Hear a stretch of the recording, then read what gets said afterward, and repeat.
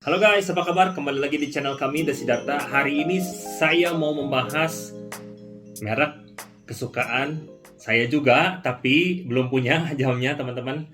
Yaitu adalah Grand Seiko. Kenapa sih terakhir-terakhir saya bahas Grand Seiko cukup banyak ya? Terus terang teman-teman, kalau video sebelum ini saya bahas tentang Omega adalah salah satu Grail Watch saya yang baru keluar juga. Entah kenapa Grand Seiko pun cukup memikat hati lah gitu. Jadi cukup memikat interest saya untuk suatu saat menjadi jam impian dan sehari-hari teman-teman. Kalau Omega itu memang juga belum punya juga. Jadi nggak tahu kenapa ya, maksudnya dari merek-merek yang terkenal seperti Rolex, Audemars Piguet, Patek Philippe gitu, yang Rolex dengan model sportsnya, Audemars Piguet dengan Royal Oak-nya, Patek Philippe dengan Aquanaut dan Nautilusnya, itu kan mainstream banget lah. Memang harganya sangat bagus, punya store value yang sangat bagus, modelnya juga keren, punya peminat dan demand yang sangat banyak, dan apa ya, banyaklah watch antusias itu yang senang banget dengan model itu. Nah, entah kenapa kalau untuk dipakai, saya cenderung lebih merek-merek yang nggak terlalu mainstream. Maksudnya bukan merek nggak terlalu mainstream sih, tapi maksudnya kalau luxury watch kan kecenderungannya dengan 3 merek itu. Mungkin ditambah RM lah, RM yang harganya udah miliaran gitu kan. Cuman kalau untuk sehari-hari, saya cocok dengan merek Omega dan Grand Seiko gitu teman-teman. Makanya saya banyak bahas tentang Grand Seiko. Teman-teman, langsung aja kita mulai ya pembahasan saya, yaitu dengan keluaran terbaru Grand Seiko juga ya, dengan kode referensi SBGH atau Inggrisnya SBGH 295 ya. Ini adalah Soko Edition USA eksklusif. Jadi hanya di toko Amerika. Walaupun kadang-kadang biasanya Grand Seiko mengeluarkan model yang USA eksklusif itu, misalnya setelah USA cycle-nya beres ya, dia suka keluarin juga tuh di pasar Asia gitu. Dengan kodenya kadang-kadang berbeda sih. Tapi kalau teman-teman cek dan teman-teman suka ngikutin perkembangan Grand Seiko, dia suka ngeluarin juga gitu yang walaupun USA eksklusif. Oke, ini seperti biasa ya, Grand Seiko itu terkenal dengan dialnya yang luar biasa ya. Luar biasa keren, luar biasa ikonik. Kecenderungannya dia alam lah, temanya alam gitu.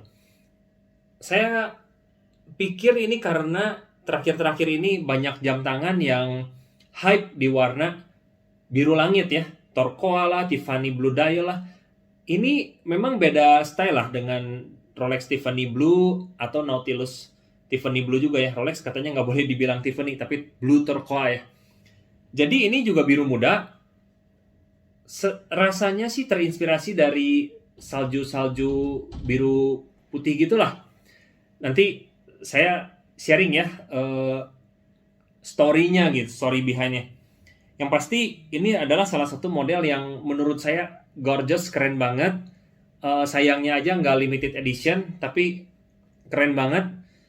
Dengan eksteriornya kita lihat materinya itu adalah stainless steel, glass materialnya adalah sapphire crystal, dia anti-reflective coating di inner surface.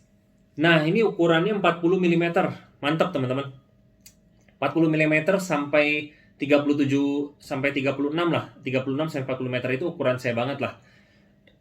Dan terutama lak-tulaknya ini 47 mm ya. Jadi cocok lah untuk tangannya saya yang kecil gitu. Saya 6,5 inci lah lingkar tangan saya gitu. Thickness-nya juga cukup tipis ya, 12,9 mm. Kelasnya dia 3-fold class with push button released. Movementnya 9S85 ya. Movement type-nya itu adalah automatic with manual winding ya, diputernya gitu. 55 hours power reserve-nya, minus 5 atau plus 3 second per day.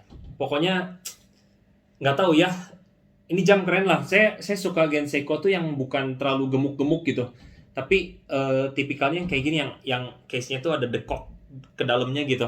Ya pokoknya ini yang keren lah. Cocok banget gitu. Terus dia punya ketahanan water resistance-nya 10 bar.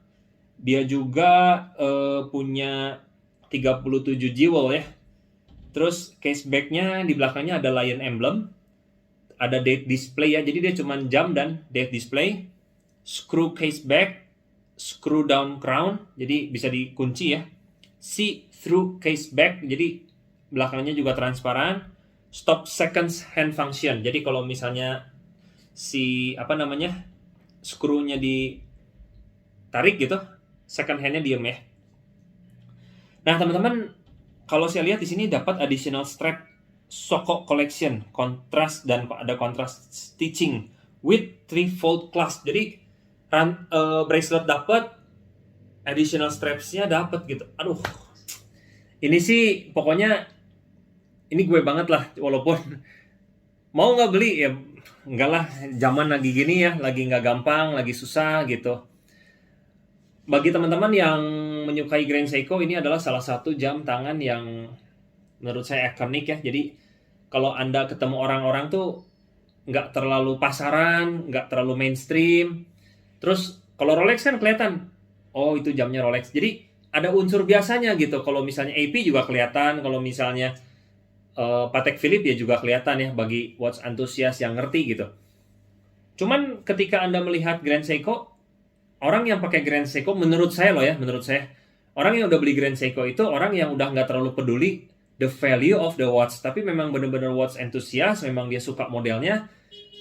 Itu yang saya suka teman-teman. Bisa jadi orang yang pakai Rolex adalah orang yang masih berpikir tentang value, which is ya mungkin masih berpikir tentang uang lah gitu. Tapi kalau udah pakai Grand Seiko itu udah nggak terlalu mikirin uang lah. Bisa jadi begitu teman-teman, bisa jadi. Tapi belum tentu benar juga. Ini kan cuma cerita ya. Seperti yang saya sering bilang adalah video saya ini video obrolan seperti ngobrol di warung kopi lah. Anyway, itu aja yang saya pengen bahas ya. The new release of the Soko Edition USA Exclusive SBGH 295.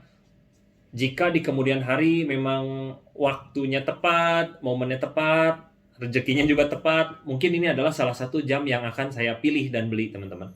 Itu aja guys video hari ini, sampai jumpa di video berikutnya. See you guys.